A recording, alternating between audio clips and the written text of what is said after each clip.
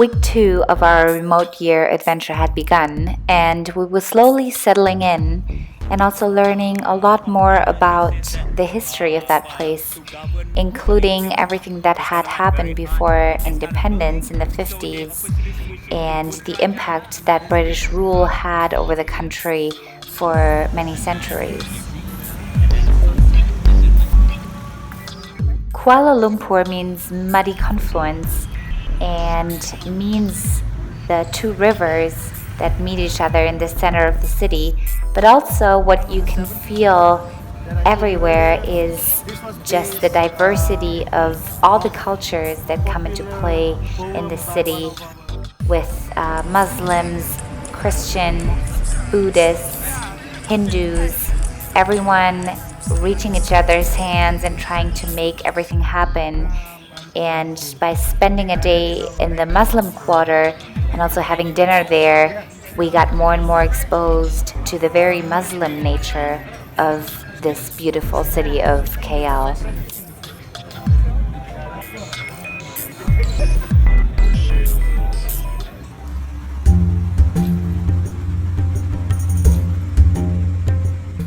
Naturally, we would have to learn more about this.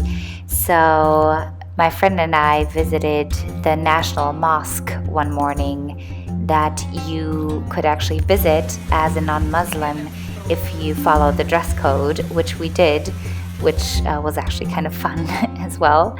So we were there very early in the morning when not that many tourists were there yet, and wandered the halls and the beautiful premises, looked into the prayer halls from the outside and the speech room, and just admired the architecture.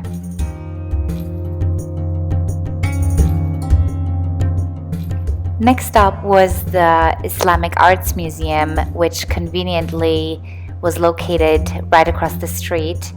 And we spent probably about 1.5 hours there, which wasn't anywhere close to enough to really embrace the place the way that it should have been. Massive amounts of arts and spiritual education around everything Muslim, not only the region, but for the religion itself.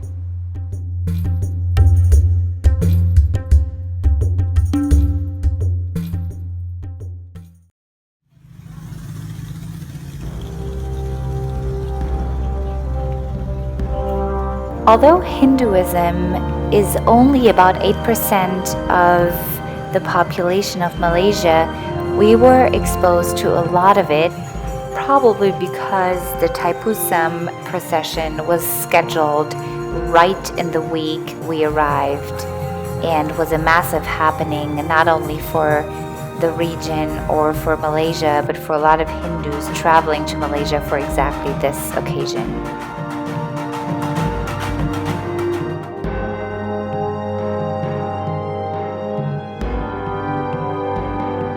The procession included Hindus that praised the gods by bringing them offerings such as milk or fruits or other valuables, but it also included Hindus that really went to an extreme extent by torturing themselves, attaching hooks to their bodies, and getting into a trance with the help of others that would allow them to communicate with the gods much more efficiently.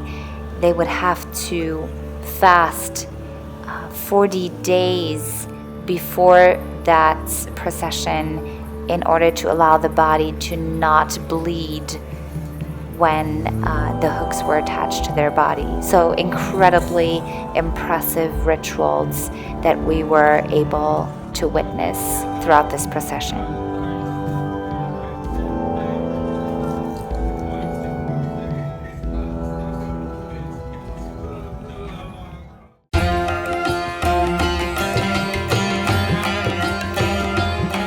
So after all of this very spiritual content, it was about time for us to get on a bus, leave the city, and really encounter the population of Malaysia in their very own villages and homes.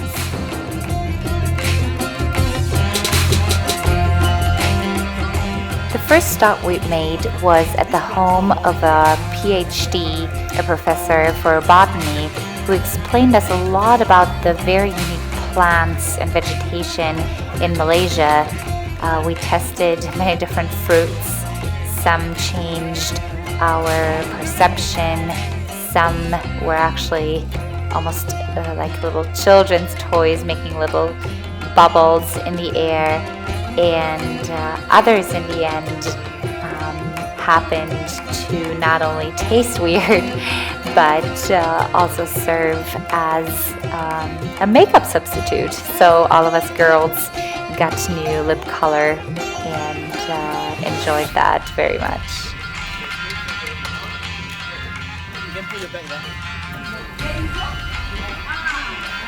Then we were invited to a Malay village and were able to put on some of the original traditional clothes and be part of a wedding ceremony with everything attached, including the blessings for the new couple.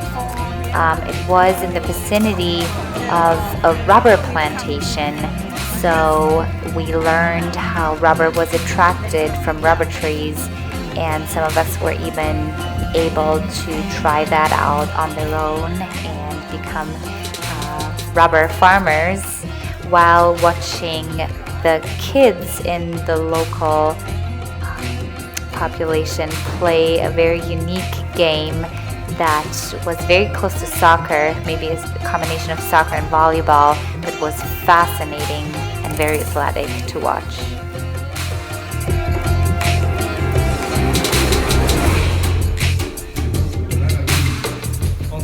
So all of that was rounded up by a meal that we had with the locals, and then heading out to a nearby river to kind of end the day in upbeat and playful spirit. We actually saw an ape of the gibbon race that was one of the last few. It actually stole a beer from one of my fellow remotes. And we just hung out by the river for a while and enjoyed the coolness and refreshment of the forest.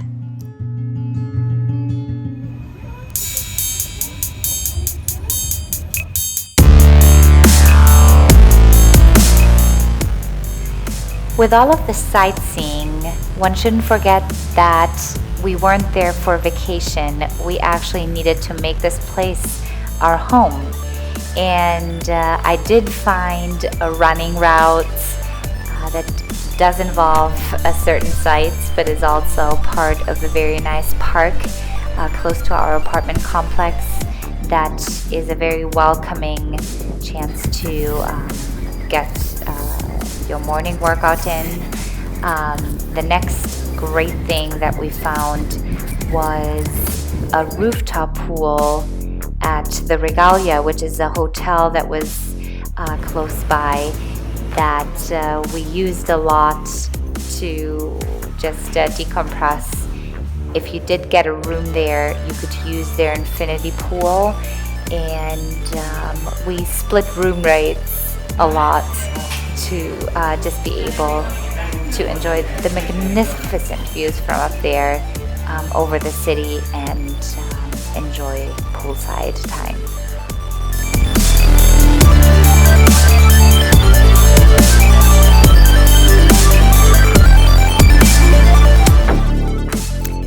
The restaurant up there was spectacular as well, so that we spent a lot of time just watching the lights go on in the city. One of those nights we actually went to the Dewan Philharmonic, so that was the next step of making the city my home.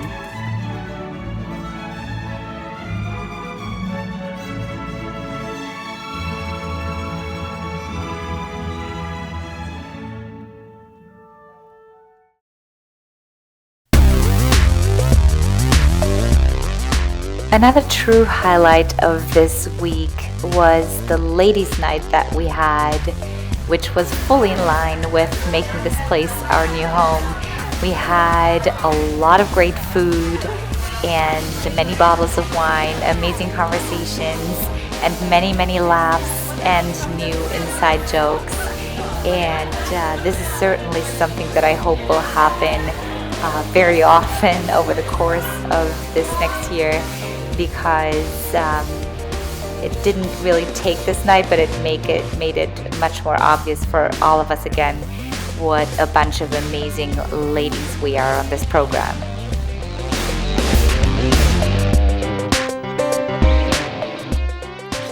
Obviously, the nights tend to be a little shorter in Kuala Lumpur. There's just so many amazing bars and places to check out, all of them with amazing views on the city, and especially the Petronas Towers that give us a lot of opportunity to still get to know each other much better and bond. But all of us also need to make sure that routine starts settling in. We're all here for a reason, and we have a full year to go to explore the world together. And I remain 150% excited about all the opportunity that's presenting itself, and especially excited about next week. So I hope you'll be there when I go into my next adventures that will include the Cameron Highlands, Penang, and Singapore. See you soon.